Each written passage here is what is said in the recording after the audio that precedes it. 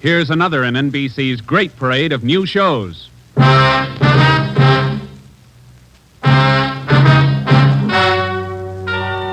Ladies and gentlemen, the story you are about to hear is true.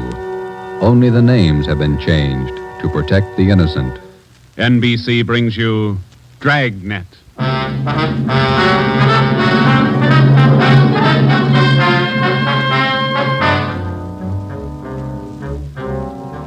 You're a detective sergeant. You're assigned to robbery detail. An armed gang of blitz bandits has started to work in your city. Their pace is fast, 4 and 5 robberies each night. The criminals are not amateurs. They're well armed, dangerous. Your job, get them. Dragnet, the documented drama of an actual crime, investigated and solved by the men who unrelentingly stand watch on the security of your home, your family, and your life. For the next 30 minutes, in cooperation with the Los Angeles Police Department, you will travel step by step on the side of the law through an actual case from official police files. From beginning to end, from crime to punishment, Dragnet is the story of your police force in action. It was Thursday, October 23rd. It was windy in Los Angeles. We were working a day watch out of robbery. My partner's Ben Romero. The boss is Ed Backstrand, chief of detectives. My name's Friday. I was on my way back from the statistician's office, and it was 11:42 a.m. when I got to room 27A. Robbery detail. How'd it work out, Joe? Any good prospect? Well, I don't know how good they are, but I got a handful. How many did you get? Well, let me see. 15, 18, 22. Ethel down in the stats office ran them on the IBM for me. There they are. Let's see. It's a gang of 3 men working on foot. Blitz robberies. They only take cash. M.O. is tie-ups. Work from 8 to 10 at night. One of the gang's tall, the other 2 short. And these are the men the machine sorted out. Under that heading, yeah. If our information's wrong, then so's the machine. Got a good bunch of candidates here. Descriptions match up with what we got. They seem to. Check the names on that list, Ben. Some of the smartest thieves in the country. Yeah. Tommy Willis, Ray Grappa, Kemp Satelli, Manny Roberts, George Cross, Mario Koski. Reads like June graduation at San Quentin. Yeah. George Cross and Tommy Willis are in town. We know that. And Koski, he's around a couple of weeks ago. And what about the rest? It's a big field. Have to check them out, I guess. Might as well start at the beginning. Did you go through the overnight reports yet? Yeah. No restaurants, no liquor stores. That makes 5 days the gang's laid off. Well, they can afford to, can't they? 18 robberies in 24 days. That's a pretty good haul. This stop-and-go strategy of theirs, Joe, it's got me. Yeah. They work hard for a week in one area, and then they lay low. If they just keep going, we might have a better try at them. Hey, Joe. Yeah, Chandler. Fellow out here to see you, Joe. Name's Decker. Decker. Henry Decker? Didn't say. Want to see him? Yeah, send him in. Right. All right, Mr. Decker, this way. How are you, Joe? You're looking good. Well, Hank Decker. How are you? I'm fine. Oh, what are you waiting for? Applause? Come on in and shut the door. Hank, this is my partner, Ben Romero. Ben, Hank Decker. All right, Hank. How are you, Ben? Hank and I were in service together. Yeah, I just dropped in for a visit, Joe. Are you busy? No more than usual. Sit down. Thanks. I remembered you telling me you were on the PD, so I figured I'd drop around and get an inside track. How do you mean? I just filed with civil service to take the exam next month. Figure I'd like to work at being a cop. He's shell-shocked, Joe. Great pep talk you boys hand out. You sure you want to be a cop? Oh, look, I'm 30 years old, Joe. I'm married, high school education, about a year of junior college. What's your wife think? She's not sold. Well, that's why I dropped in. How about coming out to the house for dinner tonight? You want me to sell her? Just talk to her. 7 okay? Yeah, 7's okay. I'm glad to have met you, Ben. Same here, Decker. See you again. Bye, Joe. See you tonight, Hank. Well, what do you think, Ben? Ought to make a good cop. We had a list of 22 possible suspects. By 5 o'clock, Ben and I had checked out 2 of them who might possibly have had a hand in the blitz robberies of the 18 liquor stores and restaurants in the past 24 days. Number 1 man was Thomas Willis, Caucasian, age 29, 5 feet 11 inches, 175 pounds, dark hair, blue eyes. Number 2 man was Mario Koski, Caucasian, 5 feet 6 inches, 170 pounds, dark hair, dark eyes, large scar under his chin, running across his throat, up to and behind his left ear. According to our informants, and after questioning some of their associates, either Willis or Koski or both could have taken part in the Blitz holdups. We showed their mugs to the victims, but none of them could give us definite assurance that either Willis or Koski were in the holdup gang. At 7 that night, I went out to Hank Decker's house for supper. Met his wife, Linda, his 4-year-old twin boys.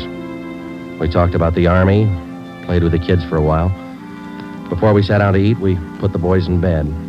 Hank was in the kitchen carving the roast. His wife closed the door to the kids' room, and we started downstairs for the kitchen. What do you think of our 2 atom bombs? Yeah, they're fine kids, Miss Decker. Hank told me that you were worried about him wanting to join the force. I was 12 years old when my father was shot down. He was a policeman in Des Moines. He was only 37 when he died. I wouldn't know what to do if anything like that happened to Hank. What do you want me to say?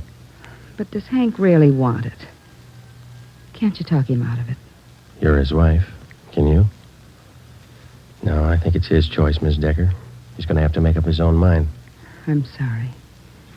If it's what Hank wants, I guess I worry too much. A lot of women marry cops. They have, and they will, and they all worry.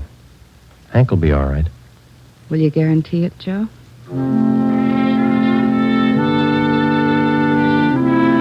During the next month, I heard from Hank Decker only once. He was studying hard. During the same month, Ben and I were working hard, trying to find some kind of a concrete lead to break the Blitz gang. There had been no subsequent holdups which seemed to tie in directly with the gang or its operations. From the list of possible suspects which Ben and I made up, 18 names had been eliminated for one reason or another. Either they were in jail at the time of the robberies, out of the Los Angeles area, or out of the state. But 4 names remained: George Cross, Tommy Willis, Mario Koski, Julian Brock. During the latter part of the month, George Cross was booked on a minor charge, and we questioned him at that time. He showed no knowledge of the holdups. Nearly 2 months after the robberies were committed, Ben and I were still without a solution as to the whereabouts of the gang. Never known a Blitz gang like this way before, Joe. Once they get wound up, they usually go until they're caught. Yeah. Did you get out those telegram checks to the east yet? Last night before I went home. Sent out all 3. Willis, Koski, and Brock. I'd like to find just one of them. Chicago might have something. That's Koski's old hangout. Willis, too. What about Brock? He's from Kansas City, isn't he? Yeah. I got a wire, too. Might have an answer from one of them tomorrow. That's a slow job. We'll have to wait it out. Guess so. No follow-ups from the victims we talked to. I'll get it. Robbery Friday. Oh, hiya, Joe. Hank Decker. Congratulate me. What for? Just passed my written exam. Got the letter this morning. How about that? That's fine. When do you take your physical? Oh, not till the end of the month. Next week I take the oral and agility tests, then the physical. If I get by them, I'm in. Well, you're going to have a full month at the police academy after the test. There's a lot of work, Hank. Oh, it can't be any worse than these tests. It's a tough 30 days out there on the Hill. Law, court procedure, evidence, combat firing, target practice. You'll have to wade through all of them. Are you ever going to have anything encouraging to say? Yeah, when you graduate. I won't count on it. How's your job going? Slow. How's your wife feel now? About taking the job? Uh-huh. A little better. She said to say hello. Okay. Keep us posted, huh? I'll do that, Joe. Right. Bye. Hank passed his written test. Sure anxious. Brandy, Romero, got a minute? Yeah, Skipper. Come on, Joe. You got something, Ed? Yeah, those Blitz robberies you're handling. Not having much luck. We were. Gang's disappeared. Not a trace of them so far. They leave town? Oh, we're not sure, Ed. We don't even have a good description. We're guessing most of the way. What are your guesses? You've had a couple of months to make them. 12 of the holdup victims we talked to told us definitely that there were 3 men in the gang, 2 of them short, 1 of them tall. We've just been working from there. All 3 of them have dark complexions. Started with 22 possibilities and got it weeded down to 4. No, wait a minute, 3. Yeah. Tommy Willis, Mario Koski, Julian Brock. Willis and Koski are Eastern Hoods. Brock's from the Middle West. And where are they now? Haven't showed their faces around town. We're checking some of the cities in the east. That's about all we got, Skipper. Not much for 2 months' work. Thieves can't be that smart. Right now they are. We've sounded out every lead we had, Ed. We're doing our best. Either of you ever hear of a man by the name of Al Mishikov? No, I don't think so. Chicago gunman in the old days, wasn't he, Ed? That's right. I thought he was doing time in Joliet. Paroled last year. Got a tip he was spotted on East Broadway night before last. You figure it might tie in with our job? I don't know. Find out. If I remember right, Mishikov's brother used to be pretty friendly with Mario Koski. I helped send both of them up 13 years ago. Same rap, robbery. Was that all you heard, Ed? Somebody spotted Mishikov? That's all. If you can track him down, you might get some kind of a lead. That's more than you got now. That night and for the next 2 nights following, Ben and I had dinner downtown instead of going home, and then we spent the rest of the night covering the lower end of the city in search of Al Mishikoff. We got more than a dozen leads on where to find him from some of our informants, but none of the leads paid off. We kept missing him. No one knew where he was staying. No one knew, or no one would tell us. Worst thing about this job, Joe, leg work. We must be averaging 10 miles a night. My feet say 20. Almost midnight. Here's McCarthy's place. Let's try it. Right? Let's go down to the end of the bar, Ben. Yeah. Hiya, Ben. Didn't see you come in. What's new? Oh, not much, Bert. Meet my partner, Joe Friday. How are you, Friday? What do you fellas have? Looking for a guy, Bert. His name's Al Mishikoff, Chicago. You heard anything? He was in here earlier tonight. Couple of guys with him. Are you sure? What do you look like? 6 feet, about 45, I guess. Big build. Sounds like him, all right, Joe. Is he staying in the neighborhood, Bert? Down here, I don't think so. Most of those big-timers stay uptown someplace. You looking for Mishikoff? I'd like to talk to him. How long ago was he in? Oh, about 8 o'clock. Couple of guys with him. They were talking about driving out to the airport. Something about Las Vegas. There's an 840 plane for Vegas, isn't there, Ben? I think so. 840, 850. I can't recall which. Bert, do you remember the exact time they left? Exactly. No. Say, there's one of the fellas that was with Mishikoff down there in the middle of the bar. Which one, Bert? There. One with the sandy hair, big chin. See him? Yeah. Want to talk, Joe? Come on. And Judge, you know what he said? He said when he was in Vegas last week. Pardon me. Killing, yeah, that's where. Pardon me. I'd like to talk to you a minute. Yeah, who are you? Police, Sergeant Friday. Oh, have a drink, Sergeant. No, thanks. I said I wanted to talk to you. Square John, huh? Wait a minute, George. Square John wants to talk to me. Come on outside. We can talk better out there. I ain't done nothing. What's the pitch? I got a right to know. Let's go. Outside. Maybe I don't want to go outside. I think you better. Come on. All right. Quit shoving, you dumb cop, shoving people around. What are you trying to do anyhow? Every sausage. All right, down this way. Car's parked up the next alley, Joe. Hey, look, what's this all about, huh? I got a right to know. You were seen with Al Mishikoff tonight. Where is he? Who? Al Mishikoff. You want us to spell it? I don't think you can spell your own name. Nobody's asking you to play smart. Where's Mishikoff? Out of town. What do you care? Here's the car. All right, inside, you. No. Look, you got me wrong. I ain't done nothing. Where's Mishikoff? You and some other guy drove to the airport with him tonight. Let's have it. I'm clear, I tell you. I just drove out with him, that's all. Where'd Mishikoff go? Vegas. Took the plane for Vegas. When? About 8:30, 8:45. What's up, anyway? Who's the guy traveling with Mishikoff? Nobody. Who's the guy traveling with Mishikoff? Koski. I just met him tonight. Mario Koski, is that the guy? Yeah, I'm leveling. I ain't done nothing. Ben, get to a phone, call the office, contact Las Vegas police. Ask them to pick up Koski and Mishikoff. When we got back to the office, we questioned the man we had picked up for almost 2 hours. His name was John Delmar, an ex-convict. He'd been paroled from Folsom Prison 2 months before after serving 3.5 years for burglary. He said Mishikoff was looking for a man to work with him and Koski. He didn't specify the work. Delmar said he refused the offer, but they parted on friendly terms. He said Koski and Mishikoff told him that they were going to Las Vegas for a few days, then return to Los Angeles. But when Ben and I checked back with the Las Vegas police the next morning, they reported that nobody answering the description of either Koski or Mishikoff was seen arriving or leaving the airport.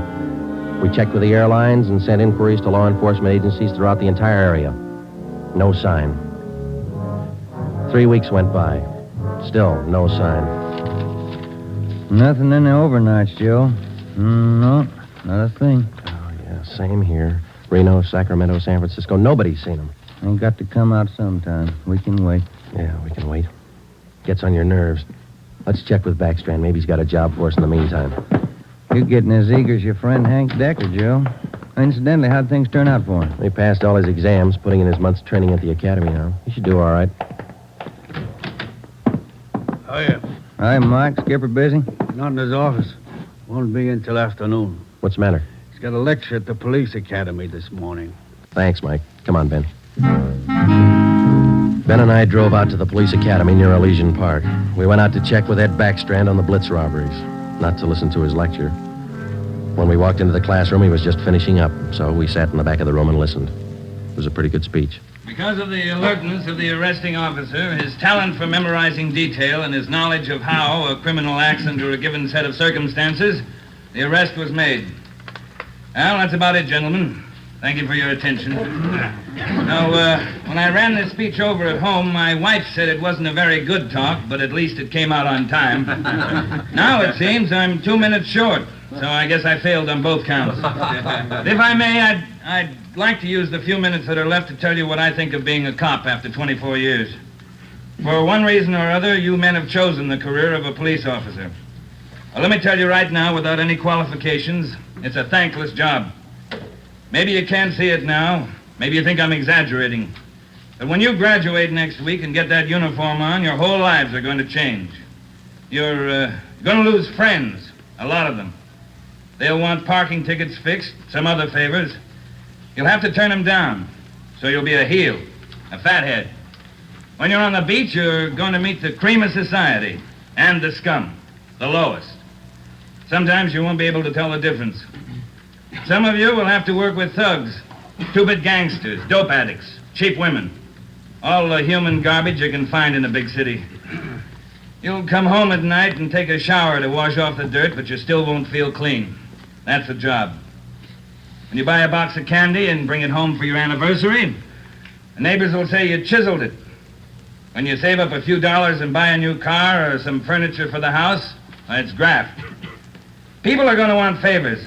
They'll offer you things, a free beer or a new dress for your wife. If you take it, you're a chiseler. If you don't, you're a tough cop. Well, here's a piece of advice. Take nothing from anyone, no matter how good a friend he is. Pay for everything you get and don't ask favors. Treat everybody alike, no matter what they look like or what they believe in. You don't play favorites. There are going to be times when a few men in the department get out of line. The newspapers will play it up because it makes good reading, and the average John public will love it. Because that's the only way he can pay you back for that traffic ticket you gave him. Being a good cop is a hard job, but it's a good one. Let me warn you just once more. It's one of the most thankless jobs on earth. That's all, gentlemen.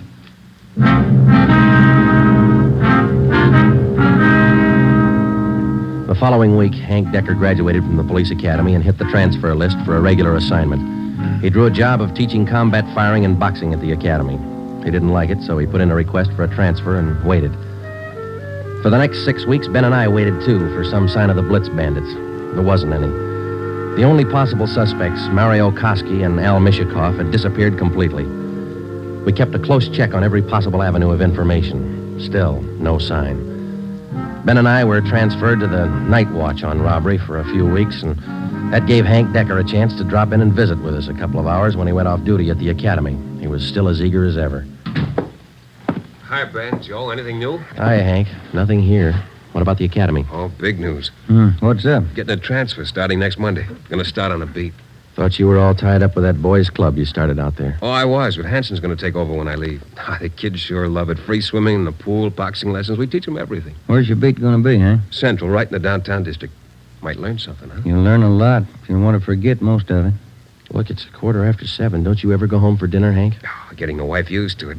This new shift's gonna be night work, you know. Wait till you're on it for a year, and then you tell us how you like it. A year? I want to be in the detective bureau after a year. Well, you're not even going to last a year if you don't get home to dinner. Your wife's called twice this week already. She calls me. Okay, when did she call tonight? She hasn't yet. Oh, I guess I better head her off. Let me know if anything breaks, huh, Joe? I'd like to tag along. Okay, Hank. Well, on your way. Okay, good night. So long. Good night. Yeah. How eager can you get? Were we like that when we started? Not me. I never had that much energy at one time my whole life. Hot shot, Joe. I'll get it. At 767 East Broadway, a liquor store, 211 and slugging. At 767 East Broadway, a liquor store, 211 and... 767 East Broadway, 211 liquor store. Let's go.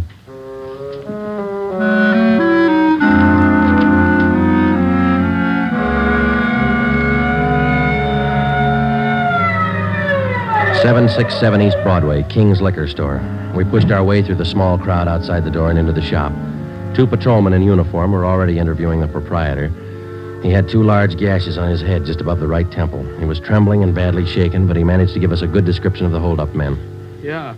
I can tell you what they look like. 3 of them. One short, one tall, husky, another short, fat. You remember what they were wearing? Coats. All 3, dark coats. One of the short men, he had a big scar here on the throat, like this. After the 3 men robbed the store, they slugged me and tied me up. Turner, this man's hurt. You call an ambulance? On the way, Sergeant. That's fine. We have just one more question, Mr. King. Here's a handful of pictures. We'd like you to tell us if any one of these men were in the gang that held you up tonight. Let me look. There you are. Take your time. No. No, not him. No. No. Oh, this one. Here. He took the money from the register. Would you look through the rest, please? Are there any more? Let me see again. No. No. Oh, here. Another one. The fat one with the scar. This is him. I think he's the one that slugged me. Thanks, Mr. King. Here's our card. We'll be contacting you later. Turner, will you and your partner take the crime report? We got some checking to do. Right, Sergeant. Thanks. Come on, Ben. Yeah. Koski and Mishikoff. You picked out both of them, Joe. Yeah, we certainly did, didn't we? Attention all units. Attention all units. Wait a minute. The southeast corner of Broadway and East 3rd, a liquor store and restaurant 211, code 3. All units, the southeast corner of Broadway Come on, Ben, let's roll. and East 3rd. When we got to the liquor store and restaurant at Broadway and East 3rd, Ben and I knew for certain that Koski and Mishikoff were back in the city and working hard. Their M.O. matched down to almost the smallest detail. We put a call through to communications, and the entire Central Division was alerted. Then we called Chief Backstrand and told him the news. He assigned a special detail from the Metropolitan Unit to patrol the area until further notice. But at 9:23 p.m., before they pulled out of the police garage, the Blitz bandits added 2 more liquor stores and 1 more restaurant to their list of victims. Early the next morning, Ben and I met with Chief Backstrand in his office. You got a make on that 3rd man yet? We ran his description through R&I early this morning, Ed. Closest candidate's a guy by the name of Julian Brock. Done time here in New York. Any tie-up with Koski or Mishikoff? Mama Sheet says he knows Koski pretty well. And that's good enough. Now, how do you think you're going to get these thieves? We've got the alert out, Chief. Special detail from Metropolitan Division's been briefed. Communications all set. All right, here's a tip for you. Tell the men if there's a hold-up call that only the car in the area of the hold-up will handle it. These thieves are no amateurs. They may try some decoy trick. Tell the men to stay in the area they're assigned to until they receive a call. Check? We'll take care of it, Ed. You going to be on hand tonight? And when do you figure on starting? We'll have the full detail out by 6:30. Play it safe and start at 4. Why chance missing them?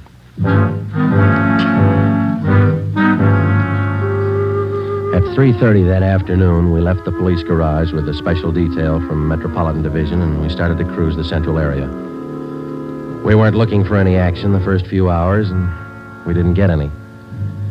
The 5 o'clock traffic in the downtown area was heavy as usual. Hope that gang holds off till after 6. We couldn't get out of this traffic if our lives depended on it. Well, we'd probably do better on foot if it wasn't for radio contact. Control 4 to 80K. Control 4 to 80K, your location. Get it, will you, Joe? Yeah, wait till I get the mic. 80K to Control 4. 80K to Control 4. Our location on Spring Street between 2nd and 3rd. 80K, stand by. 80K, call your office code 2. Call your office code 2, KMA 367. 80K to Control 4, Roger, KMA 367. Yeah. Now what do I do for a parking space? You know, you're lucky. That guy up ahead there, he's pulling out. Good. That hasn't happened to me in 6 months. Okay, hold on, Ben. I'll be back in a minute. Yeah.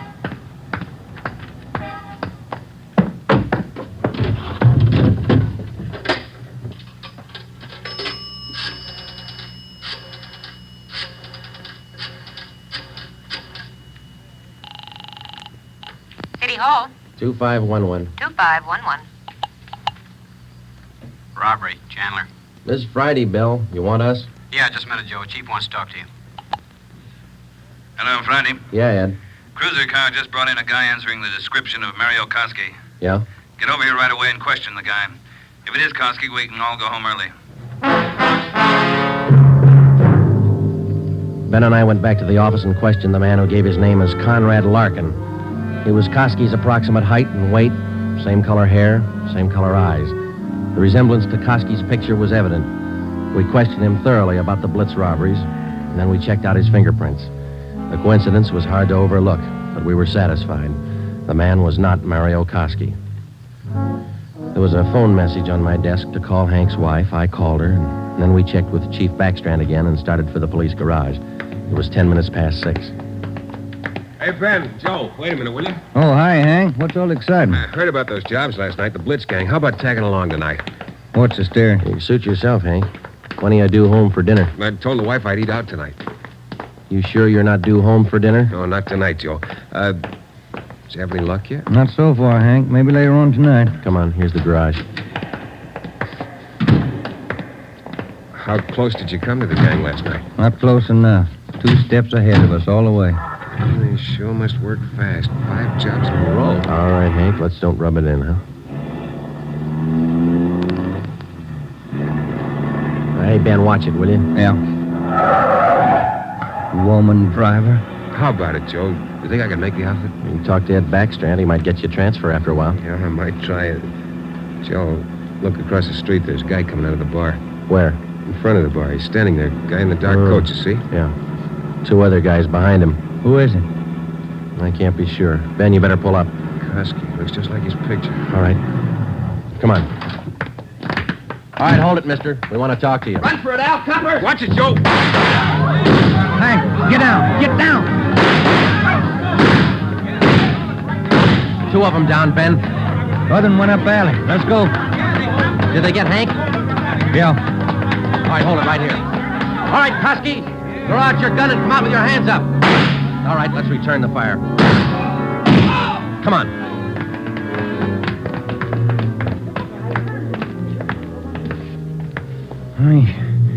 He had his chance. Yeah, grab his gun. Let's get back to Hank.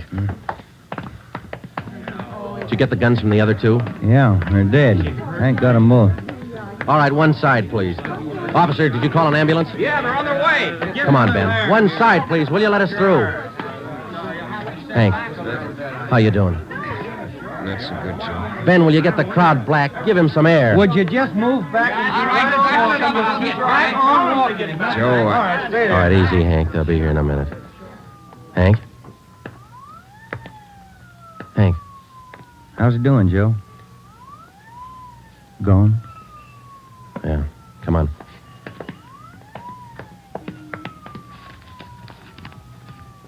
What have you got, Joe? Phone message from Hank's wife. For you? Yeah, You returned the call? before we left the office. What was it? She wanted me to remind Hank. He was due home for dinner at 7 o'clock.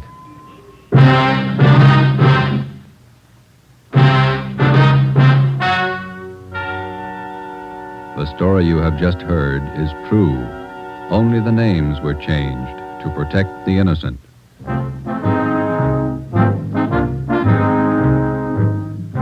You have just heard the 12th in a new series of authentic cases from official files. Technical advice for Dragnet is furnished by the Los Angeles Police Department. Tonight's program is dedicated to Patrolman James Frank Goggin of the Cleveland Police Department, who, on the morning of January 13th, 1939, gave his life so that yours might be more secure. Dragnet came to you from Los Angeles. If you enjoyed tonight's production of Dragnet, you'll want to listen to Richard Diamond, private detective, as played by the screen's romantic tough guy Dick Powell, heard Saturday on most of these NBC stations. This is NBC, the national broadcasting company.